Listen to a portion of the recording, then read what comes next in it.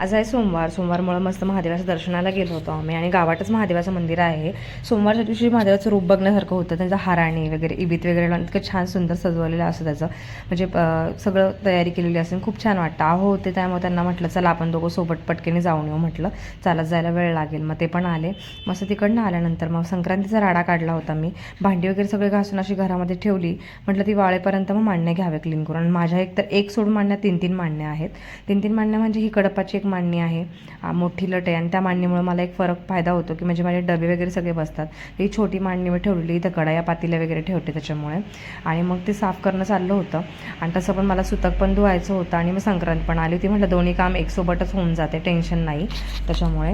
आणि मग परत म्हटलं आज एका दिवसात उरकावं, कारण परवा दिवशी मग सगळं बिस्तारा वगैरे सगळं धुवून काढला होता, सगळं अंथरुण पांघरुणं हे होते म्हणून तेवढी हेल्प झाली मला.